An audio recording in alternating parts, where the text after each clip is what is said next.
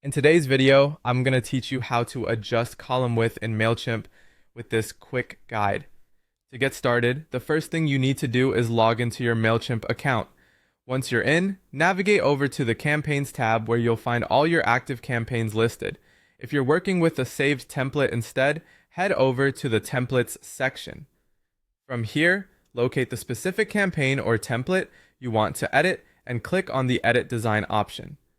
Now that you have your campaign open, it's time to locate your column layout. Mailchimp offers various column options within its email builder through content blocks.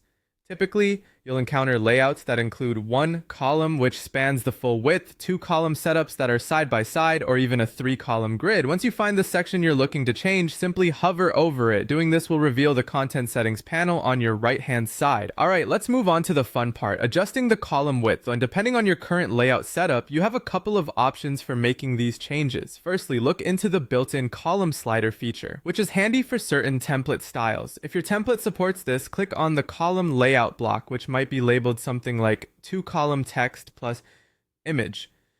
Within the settings panel that appears on the right, search for the column width ratio or the adjust column width slider. This is your tool to fine-tune the column sizes. Drag the slider to increase or decrease the desired width. For instance, you might set an image to take up 30% of the space, leaving the remaining 70% for text, or vice versa. You'll be able to see your changes update in real time. Once you have settled on the ideal column widths, it's important to adjust the alignment of your content next. There are alignment tools under the settings that allow you to center, left or right align any text or images in your columns. A quick tip here, for a balanced look, ensure any images used in multi-column sections are of the same dimensions. Finally, preview and test your design.